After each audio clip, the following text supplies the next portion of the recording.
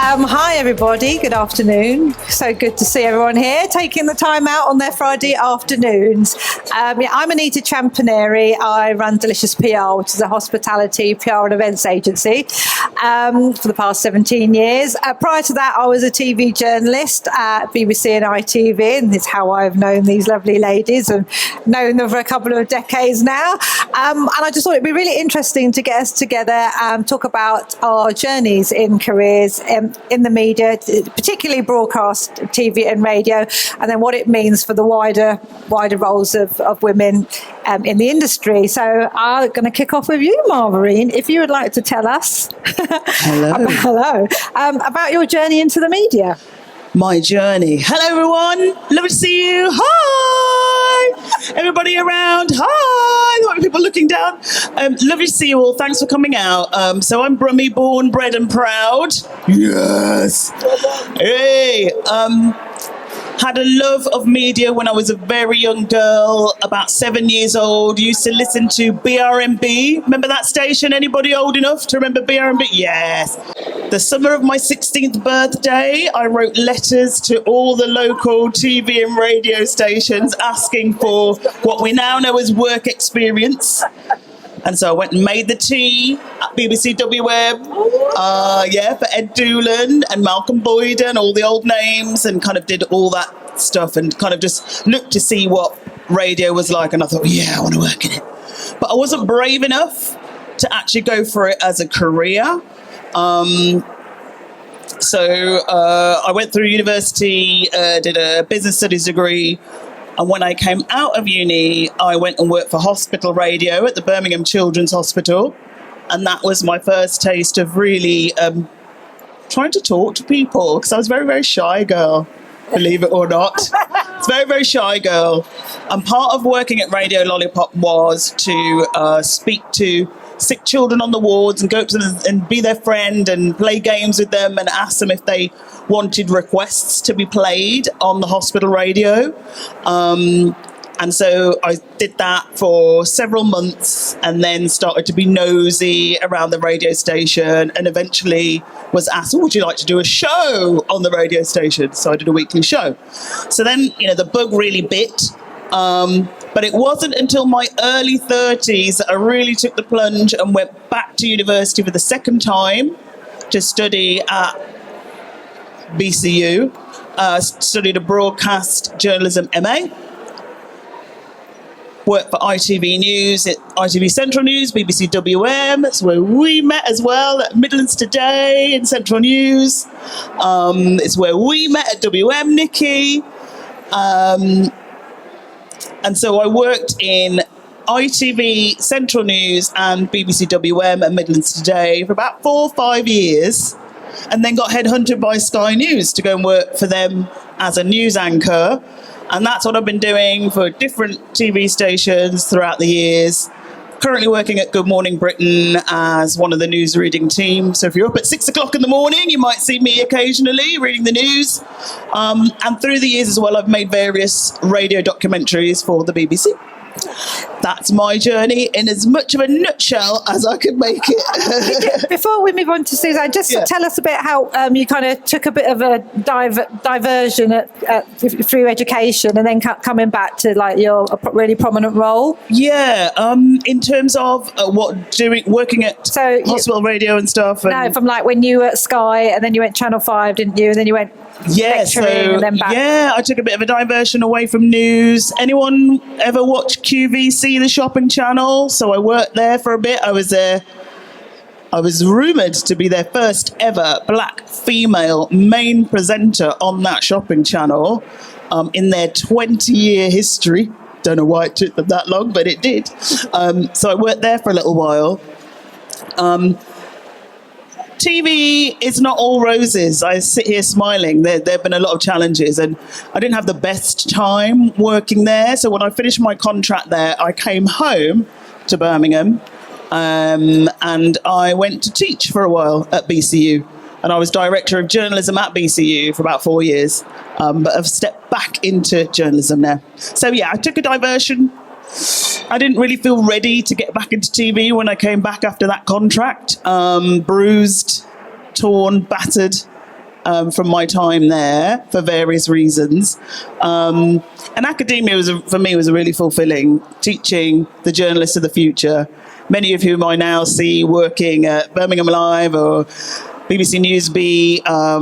One of my lads is a correspondent at GB News. They're working all sorts of different places, and I'm really proud that they've been able to get into the industry through the help of me and my team, some of whom I was just having lunch with. Oh, just having lunch with some of my old friends. But wasn't it daunting thinking, right, I've taken time out, I'm being a lecturer, are people going to want me to come back? When you've got so much younger people coming in, cropping graduates, it's like, oh, that must have been a bit tentative thinking, do I take that plunge and climb that career ladder knowing how hard it is? Definitely, because for women it's that much harder in the media anyway. If you do take time out, it's not always easy to come back in, because as you said, new talent comes through, attention is diverted away from you into somebody else. And I did think about that, and it was daunting, but I also thought, as I always have, bet on yourself. You can't rely on anyone else to push you forward. You've got to push yourself forward. And I just thought, I have to take that chance. If people want me to work for them, great. If they don't, their loss. I'm going to try and work for somebody else.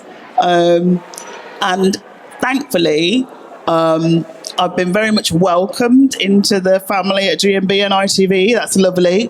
And I hope I can do more with them in the future. But yes, it was definitely a scary moment, Anita, thinking, oh, I'm going to be rejected. Yeah. But it's great having like Birmingham faces. There's you, there's Adil Ray, and, I wake up in the morning and someone else, that people we know. So no, it's like, you fit in really nice. You've done brilliant down there, and it's really good to see you on a prime time slot. Thank you very much. You thoroughly deserve. Thank you. Suzanne. Yes, my dear. What would you like me to say? Just tell us how you started. Why did you want to get into the media, and how did it crack that nut, as they say?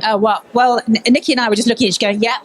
Every time Margarine was saying, I wanted to be a journalist from the age of so-and-so, 16, started writing letters. Absolutely spot on. We say ditto. Can everybody hear me all right? Is that okay? I've got a bit of I'm quite shy and retiring, really. I'm quite quiet. No, I did. I mean, I was a quite strange child, really, because apparently when I used to come home from infant school for lunch, I didn't want to watch the kids' stuff. I wanted to watch Leonard Parkin on the 1 o'clock news. And my mother was like, what are you doing? What's going on? And then she apparently used to test me when I was walking back to school, and she'd say, well, what happened today then? And she said, you used to tell me. And then that's when I thought, this child wants to do something strange. I'm sure she'll be doing something news like. And she was right, it never left me. And I was quite quiet too. What happened to us, eh? What happened to us all? I was actually quite quiet too. But I think, in a strange way, to be a journalist, I think you have to be more interested in other people than you are in yourself. I know this sounds really... And I never like to say anything, but I think the best journalists are more interested in others than they are on anything they've got to say or anything about them. And I was always a listener, and still am. Although I have times, I think, when I can be really noisy, and they'll all vouch for that. But I also have times when I can sit and just watch. And then that's when I get asked, are you okay?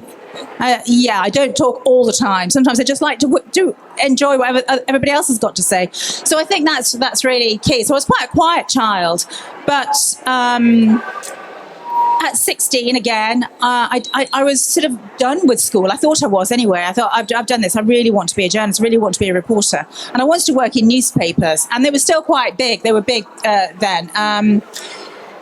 So I started to write off to every newspaper I could think, and I know exactly how many letters I wrote. I wrote 200, it was about 205, and then there were weekly papers all over the country. And my summer holidays were taken up with, I was in my dad's office, really kicking the heck out of the photocopier, let me tell you.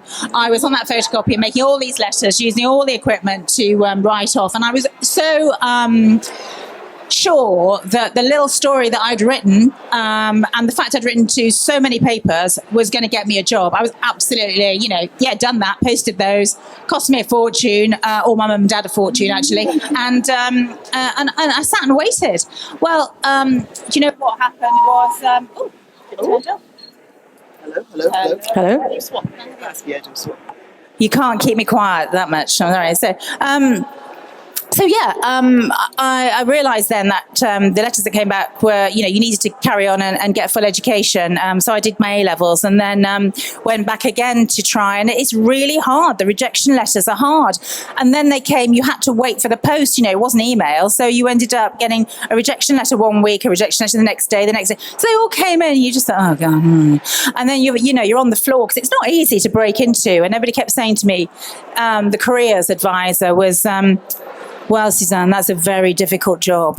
You'll probably never do it. So why don't you do X, Y, Z? Actually, I wasn't listening then. La, la, la. I can't remember what they advised me to do because I remember thinking, I'm not doing that. I want to do what I want to do, So, yes, I just persevered. And then my dad actually, left field, nothing to do with journalism, nobody in my family, went, do you know what?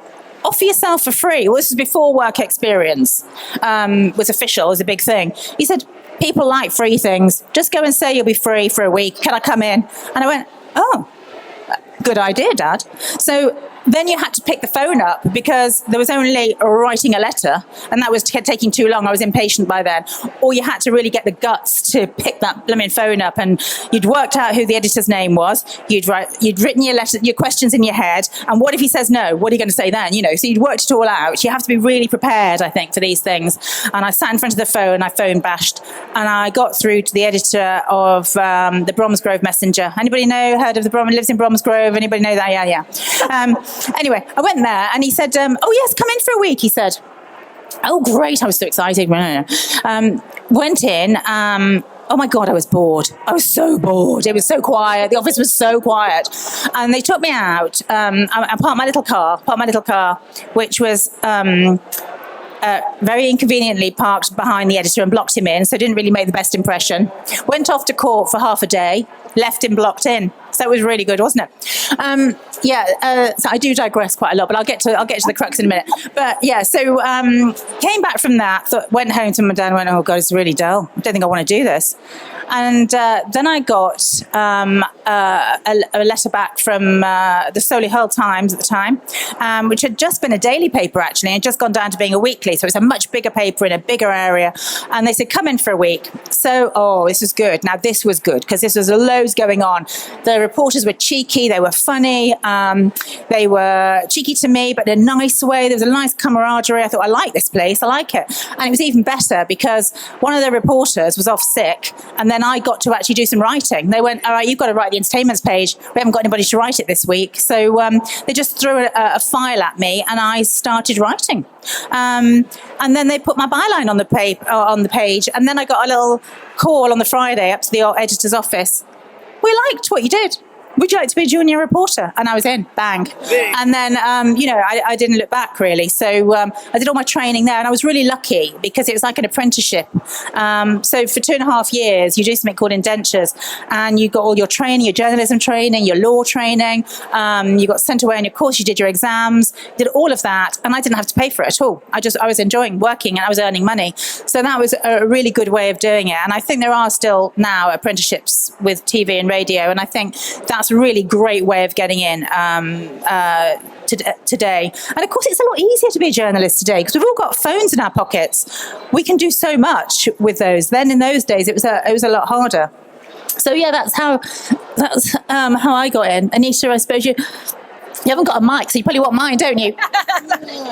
Now, I was going to say that story of so many applications rings so true. I sent about 200 and I kept all the rejection letters in a big box file. And my mum used to go, why have you kept that under your bed? And I just remember Denise Van Outen did the same thing. And then when she landed a job at Chris Evans' show, when he was doing the Saturday night, she basically took it all out. So this rejection letter you sent me, now I proved to you I got the job. And I wanted to do the same, but I was 16, rang up BBC Radio Sussex, got my own Asian radio channel. Then I did some crappy Asian TV music show. And did a presenting job then. And then after, when I did get into telly, there were no jobs, so I ended up working for free for 3 months. And it was the week Princess Diana died, and they sent me to Kensington Palace with a massive beta camera, which was like 3 foot long, me skinny 7 stone of me running around trying to capture all the shots of that week. So it was real baptism of fire for such a major story.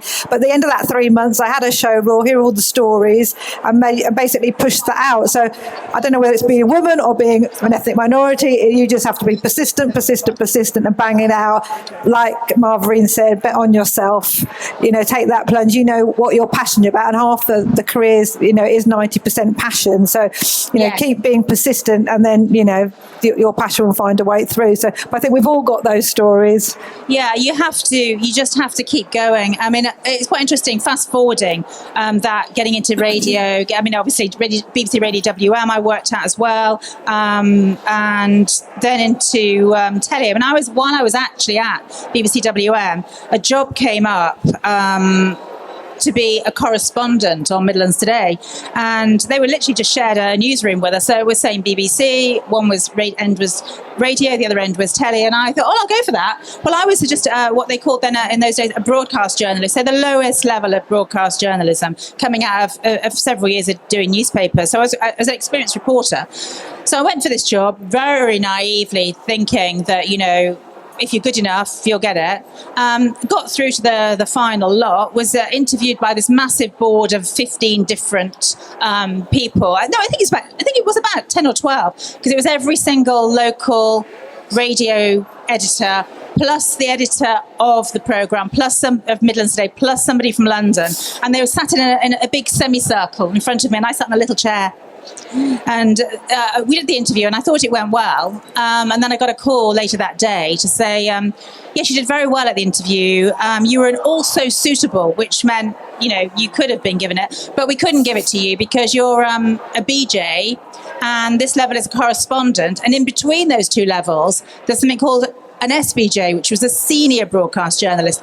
So it just seems so pathetic to me, really, that you'd have to go through those different stages. If you're good enough, can't you just do it? Have a go.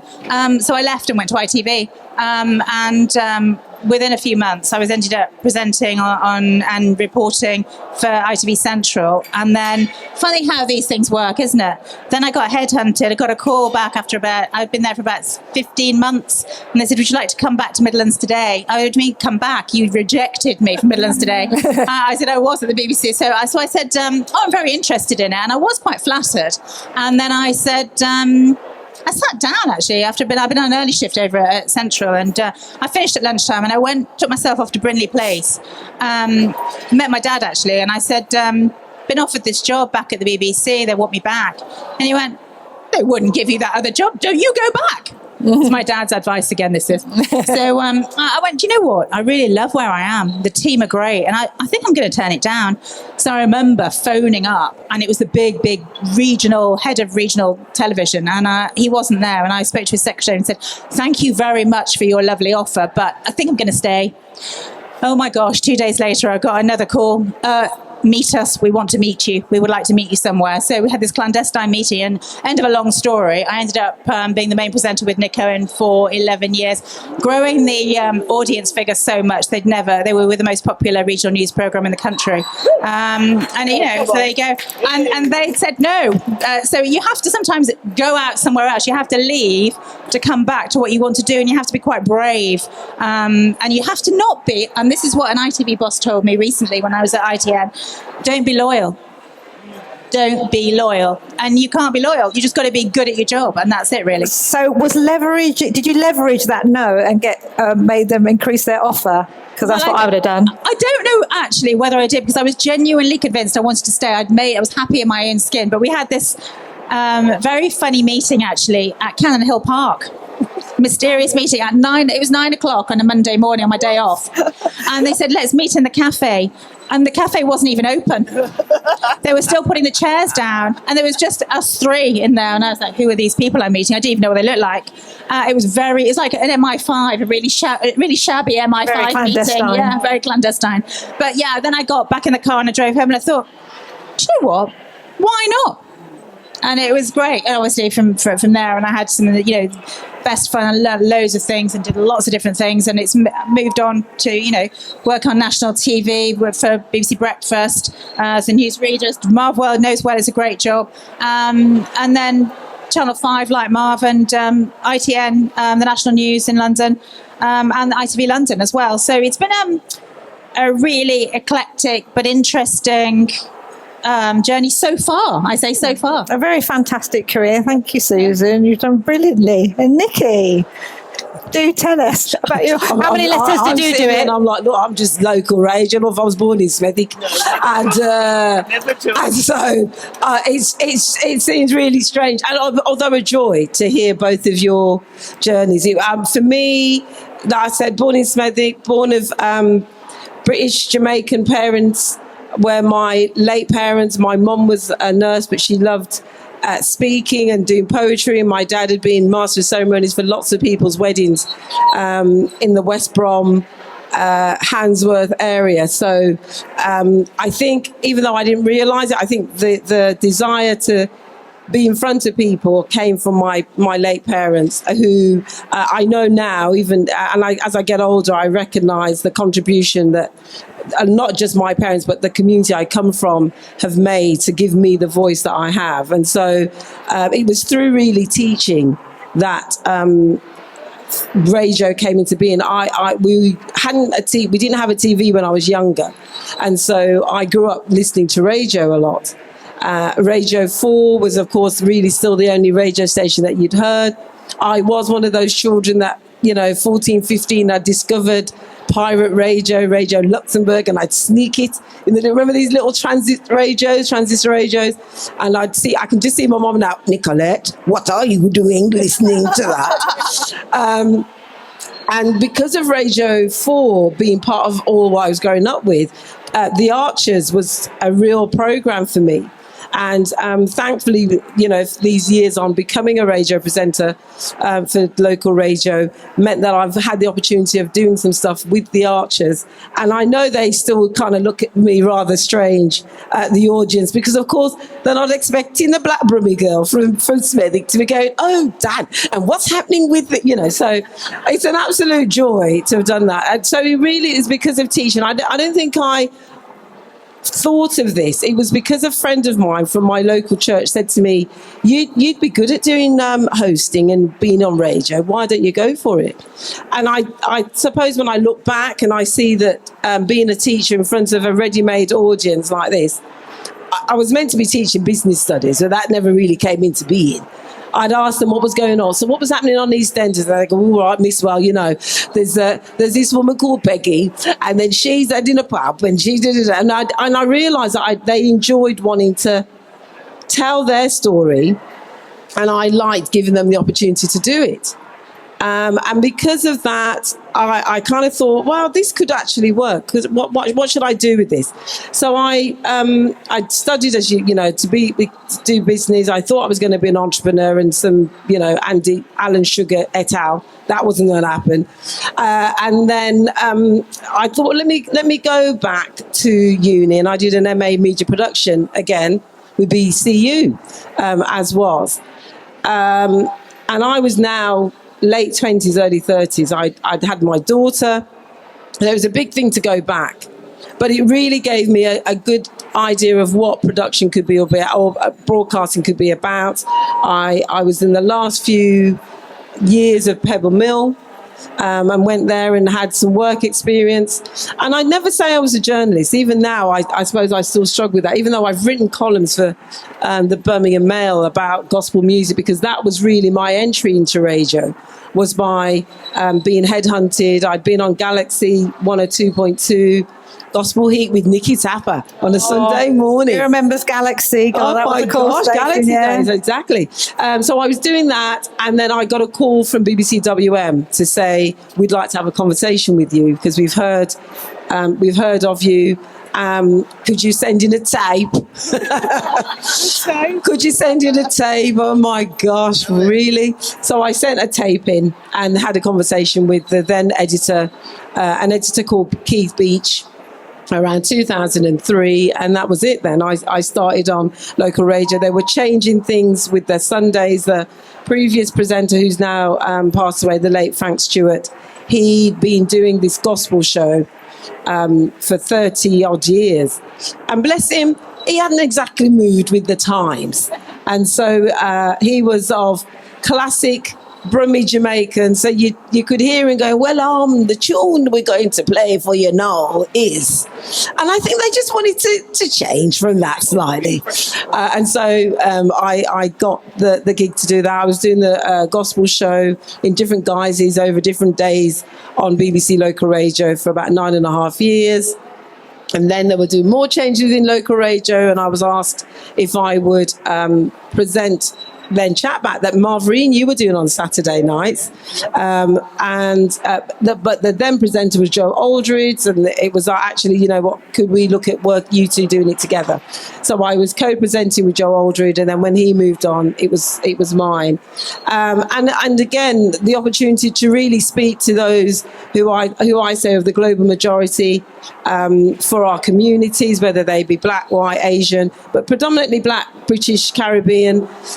Meant that we were getting our stories out there, because it still felt as though you didn't hear what was going on within the communities, and at least I was given the opportunity to do that. Things have fortunately shifted and changed, and we've now got the cuts with BBC Local Radio from last year, which meant as I'd been freelance and I was teaching alongside doing my radio, that my show ended in December last year, but I've still been at least got that link, and I've got I do cover of mid-mornings or breakfast or drive, as it was, afternoon show, and all being well, in about a month's time, we'll be doing a podcast with other colleagues, Trisha Dudu and Nicola Beckford from Midlands Today. So there's still that link there. But I still think being in radio, not having to worry about what you look like, which is why everybody knows I am Halle Berry of BBC Local Radio, is a joy. It's a wonderful medium to be in, because you get people's stories, and you can at least give them the opportunity. And a bit like you were saying, Suzanne, you want to hear their stories, so it makes you become a better listener, and hopefully that transpires into what I do personally with my life outside of radio. Do you think the culture at BBC Radio has changed in all those years in terms of diverse stories and female-led shows?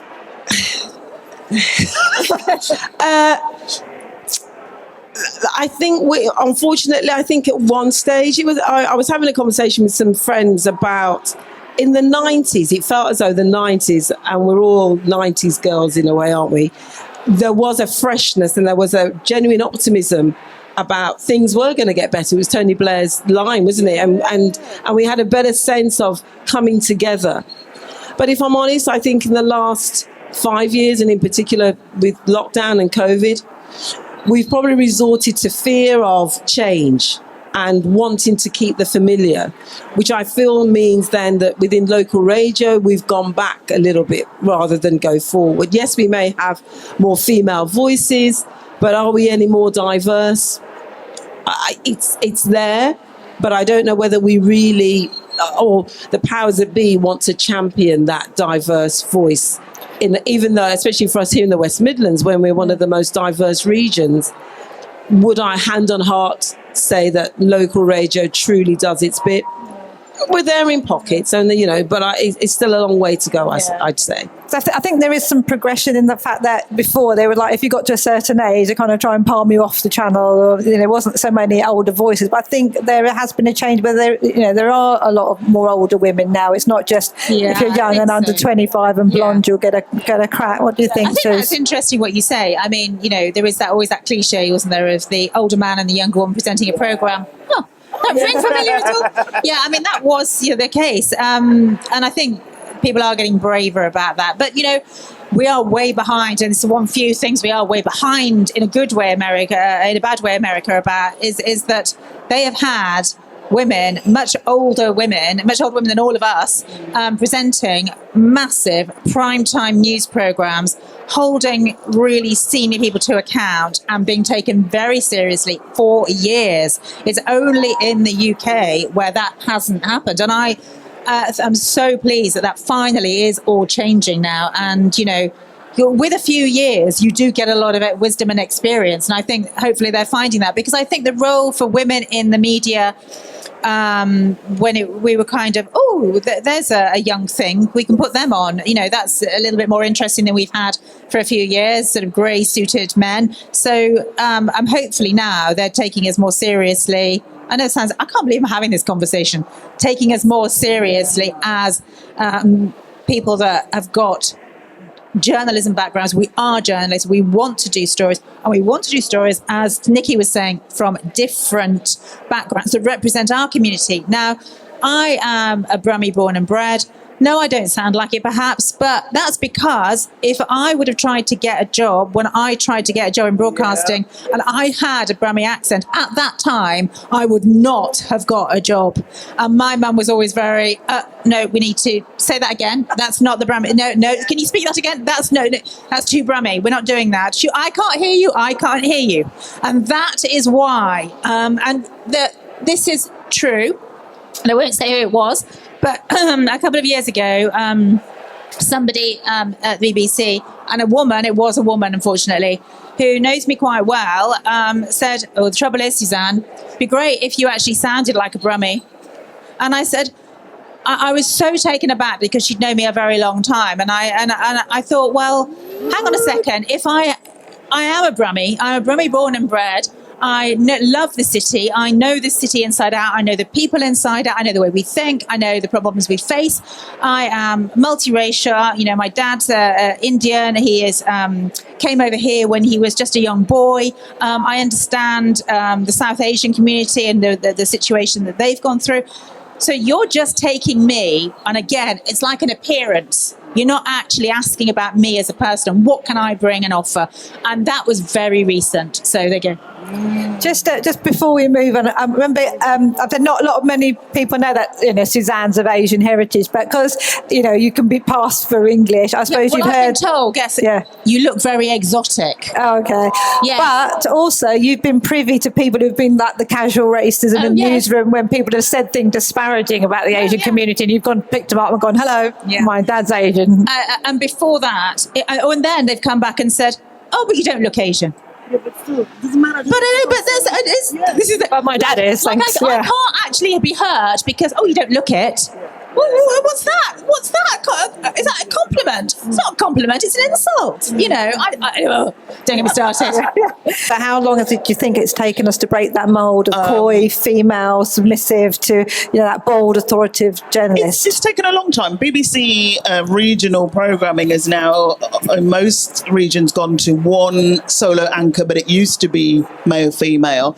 At GMB, there's not much of an age difference between main anchors. I think it's becoming very outmoded. I think everyone's so much more savvy now. Like audiences, you guys watching are so much more savvy, and you don't really want to put up with that kind of silly dynamic. You want two equals who are brilliant professionals, reporters. They've been out in the field. They have done the hard work, and they're sitting there, same age, same level of experience. They're sitting there for the right reasons and not just because they look pretty. I think we are getting out of that now. Although the one thing that I would really like to see is them shy away from the male-female dynamic. What's wrong with two female anchors? So we see that with Strictly now, and I just remember the big, massive debate about that. And it's just, but they're both really popular. Why can't they do it? But with like Holly and Phil, there was all that debate, male and female. Why couldn't it have been Alison Hammond or Josie, Darby? And does it frustrate you? It has been occasionally, hasn't it? And I think eventually you may see that seep more into TV. Generally, I'm thinking about like the more entertainment shows, because how many road trips with male celebrities are there? Road trip shows or fishing shows with two guys or three guys, and it's like, what about the two? Right? What about the two women hanging out together? Thelma and Louise, Mark, Susan, Nikki. So hopefully there'll be some more show here, right here. Hey. Send us to the Maldives, please. Let's go fishing. So there's hope for change, and it's interesting what you were saying, Nikki. Can I just come back to what you were saying about local radio? When I was a reporter at WM, was on the news desk going out doing all the crazy stories and the fun stories. And I remember looking at the schedules, and it was man. And you and I used to present at weekends, right? Saturday night, when you were Sunday night. And I remember when I was first told that I would cover in the afternoon for Danny Kelly in the week, Monday to Friday. He was off for a week, and they were entrusting me with this golden chalice of the afternoon show. We've never put a black woman on covering that show in the afternoon. It was like, oh my gosh, is it going to go horribly wrong? I was seen as quite a risk to do that, and that was 2007, 2008. Now, you got Rakim Omar, the first ever black male breakfast show presenter of WM. We got Trish in the afternoons, Catherine Stanchesha, a lot more women, a lot more how actually life is.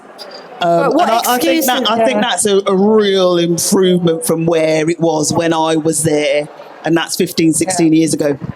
And I know I won't decry that. And sorry, Anita, I won't decry that. And you're right, we have. There's still pockets, though, that I think, unfortunately, and I'm a judge for the BAFTAs of radio. It's called the ARIAs, and I've done it for a couple of years, and last year was the first year I'd gone to see what it was like. It was in London. It's all pizzazz, red carpet, But I just remember standing on the stairs, and I looked over the throng of people. And I thought, oh my gosh, it really hit me how I'd probably been in a bit of a bubble being in Birmingham. As everybody does, sometimes you moan a lot about, they're not doing this for me, you're not doing this. And when you look at the progression of Birmingham or the West Midlands to what radio looks like across the UK, it is still very much a white male-dominated industry. And if you're a woman, if you're a white woman, brown, black, is unfortunately that is the way they'll perceive you and use you, and so I still think we've got a lot of work to do to change the male perception of what they want radio and TV to a degree to look like, because they still hold the power, they still hold that key. And so the doors, as you rightly said, even now, the work that I'm doing now, just to get particular things done, you're still jumping hurdles that you're thinking, really? This is 2024, and I've been doing this for 20 odd years, 30, 20, 25 years, and I'm still having to prove that I can do radio in the afternoon, and that's what I suppose is where my head is at. But you're right, we have moved a lot further than we could ever have thought 10 years ago. But what was the most ridiculous story you heard? Because obviously you must have been quite vocal, either of you, but when they've gone, right, we've got two black women, one Saturday night, one Sunday night, you must have gone, right, what's the silliest thing that you've heard? No. You see, I can repeat in public. My Jamaican heritage wanted to come out there and just go, you really? I mean, I think the area, the silliest stories, there may be a story that breaks, and how are they going to manage it? And they don't realise that and I'm like, a story that breaks, how are you going to manage it? That's those things, from your professional standing point, you're like, I have been doing it, even with my, if I've been teaching and standing and having to, you recognise that, hold an audience, and that you can hold the audience, whether it be hosting, teaching in front of them, and then you've got a male or a couple of males sitting there going, oh, not too sure she can, she's on drive, she's not going to really take that story, and you notice that then they would, it took, unfortunately, for the BBC WM to have its first non-white editor to say, hang on a second, why are you not using the talent that we've got here already? Why are you not allowing them to develop and branch out differently? And I think that's what was sad for me. And the area that they still struggle with, sports. Radio and women voices in sports commentary. I got the opportunity to do it once, and I know that, and because I love my football, I play golf, love all sports, watch the snooker, the darts, all of it. And I was they knew that I love football, and my two teams, yes, I have two, West Bromwich Albion because I was born in West Brom, and the Arsenal because Ian Wright played for them. Anyway, that's another story. I digress. But I remember I was given the opportunity to do it, and what saddened me was not that the editor didn't believe in me, but he got pressured so much by the other male colleagues to go, why have you, what you're doing having Nikki up there? And so he didn't do it again. And also because pronunciations of words were never an area I'm working on. And so, of course, with a lot of footballers, they're international. And I still can see the colleague as I speak looking at me, stumbling over the words and just going, and wouldn't help, wouldn't offer to the help when we went to to a clip or an audio piece. And I thought that's because they just really didn't want to see it change. And it's still such a hard nut to crack, I'd say. Oh, wanted the power.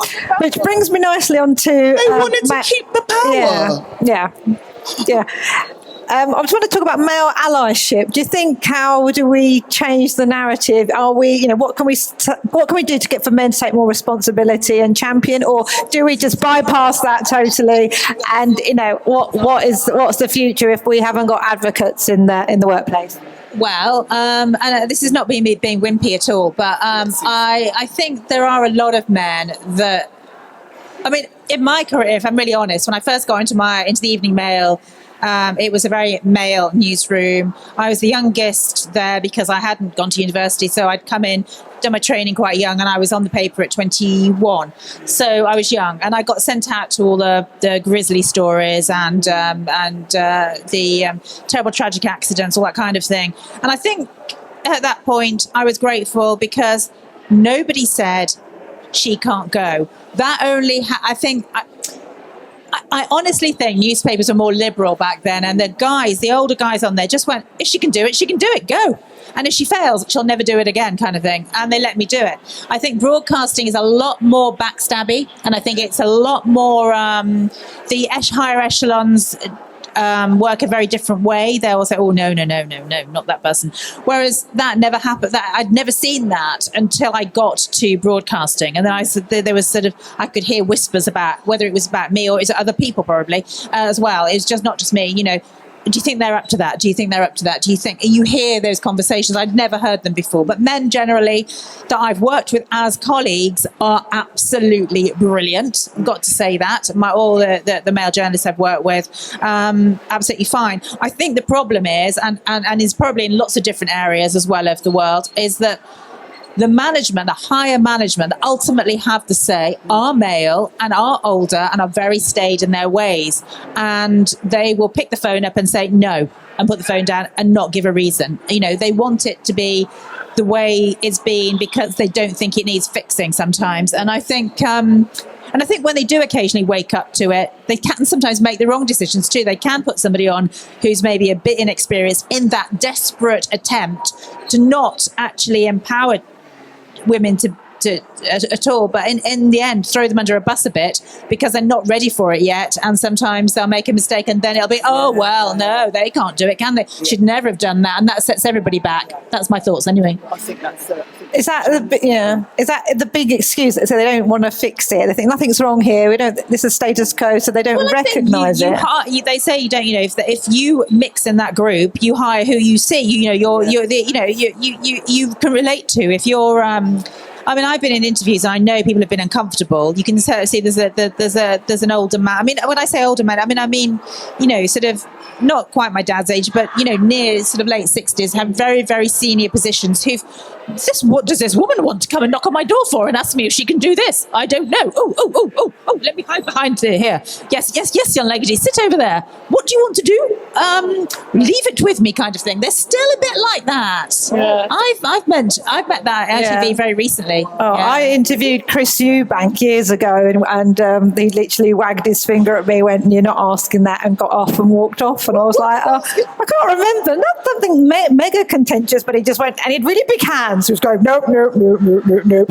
And then I was working for another documentary maker, and they were going to send me on a football shoot, and at the last minute they pulled me, and they were like, oh, that footballer's probably not going to respond well to you, so don't. But I was like, I was the only PD, which is producer, director, on the shoot. There's no one else. You'd rather send a junior bloke than a senior woman, and that's really hard. And, 25 years ago, it was still modern times, and you just feel, it's such a really slow progress. It is interesting too how audiences can react. I mean, regional television will have an older audience, generally speaking, and quite a conservative audience sometimes.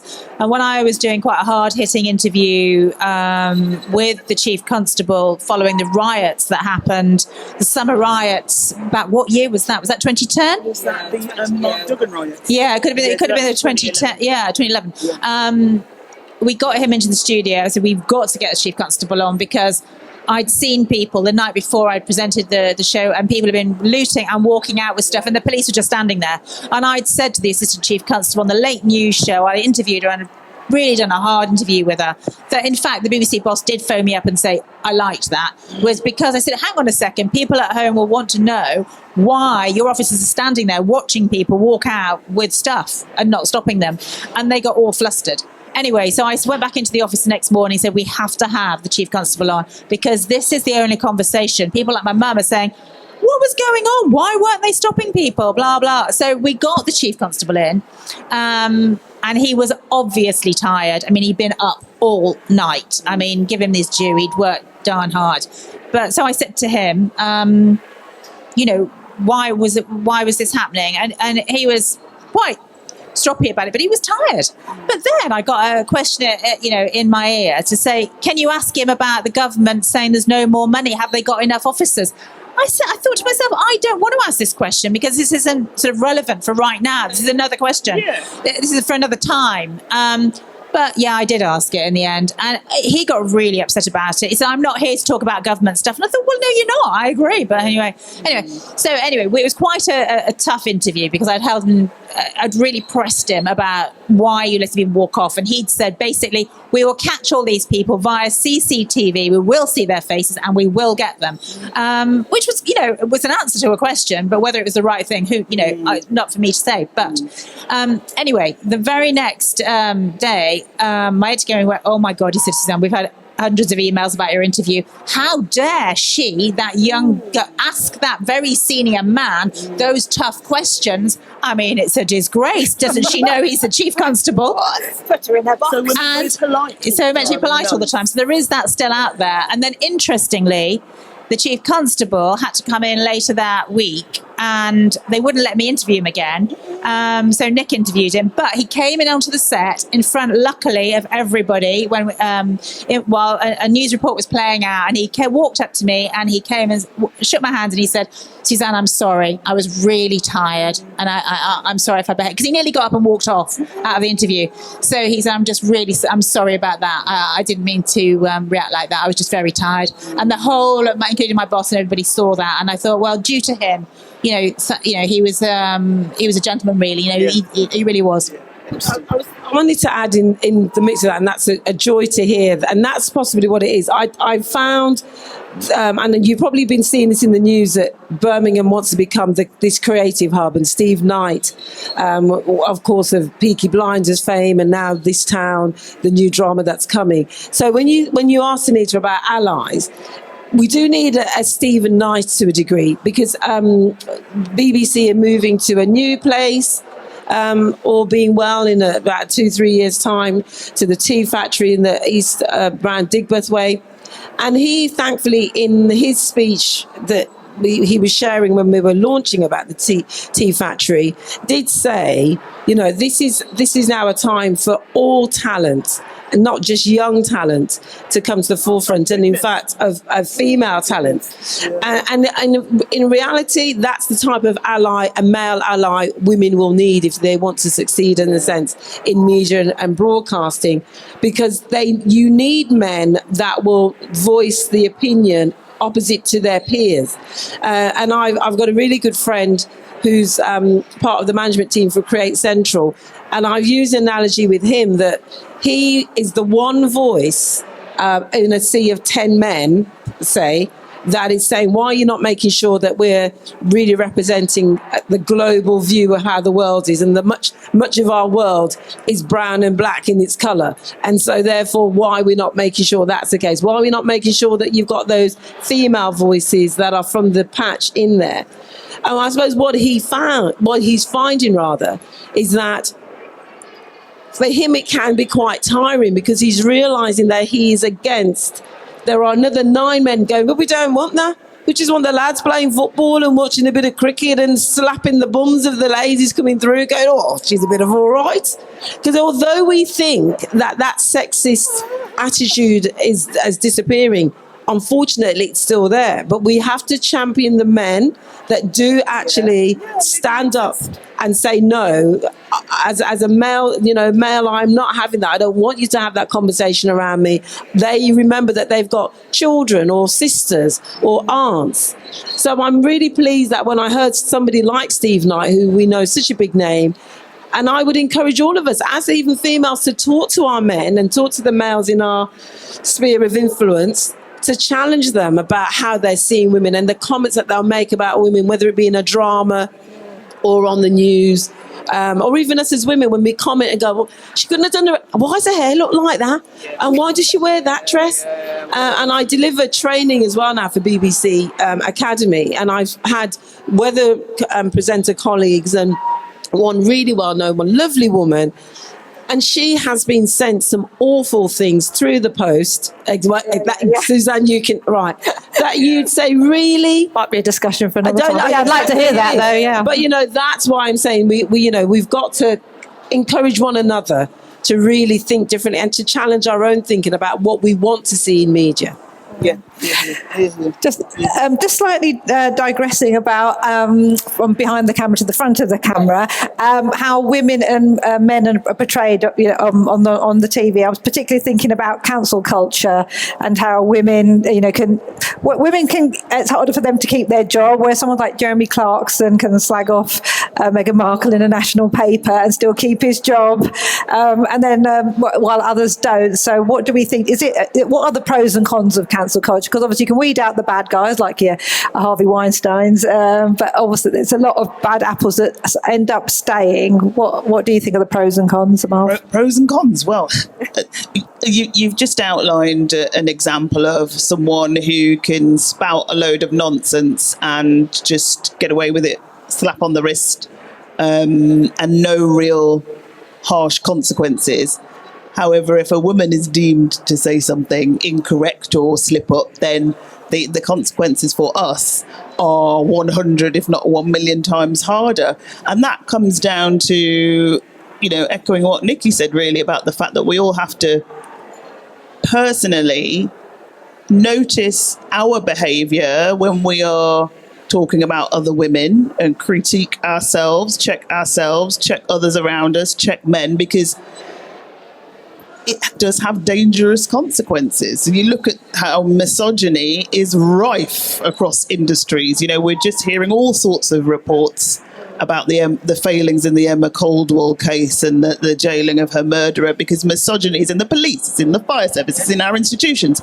Yet there is no wholesale government policy stand, method of education, values about how we should be in this country, how we should be handling ourselves and how we should be treating women. There's nothing. And so misogyny is rife. So sadly, we are still going to be in this position, I think, where if we say something wrong, we're going to get slated. Even if I make a mistake, I get trolled, right? It's just pointless. It's absolutely pointless. I think we just have to do the best we can in our sphere and try and influence others. Years ago I heard this phrase, and it's so right. There's plenty of room in this world for mediocre men, but there is no room for mediocre women. And that is true. We'll have to work a lot harder. But the thing about misogyny, I know we're running out of time, but I just wanted to say that, I was so taken that when I was it was about, it must be about 6-7 years ago now. I was at a college and hosting an event, and the head of the college came over and told me that misogyny was rising within the school, the sexual harassment. And of course, then we're quite familiar with that now with social media and the way boys are treating girls in schools. But then back then, 7 years ago, it hadn't really come to any attention in the media. And I just was just horrified by what I was hearing. And I wanted to do a story about it. I wanted to do a documentary about it. And I was freelance at the time. So I wasn't anchored to any particular organisation. It's really hard to make a documentary. Nobody would let me do it. I don't think they actually believed it, to be honest. So I wrote a book instead, and I wrote a second one all about it. And it's basically to help the next generation of women stick up for themselves and see some value. I think we've all seen that young girls' self-esteem, mental health issues are through the roof. The rise of people like Andrew Tate and his organisation. I mean, really, really decent, ordinary boys are getting sucked into watching him online, and and espousing, taking on his values, and it's a really frightening time. And I think we're just on a bit of a precipice here. We can choose the right path, and we can drag the men along with us and make some real ripples in that pond that hopefully have a lasting effect. Or we can just go, no, it's not that bad, and it will get out of hand, but it is bad. Amazing. Thank you so much. That has been an absolutely amazing panel. So like they said, make sure to get yourself on social media.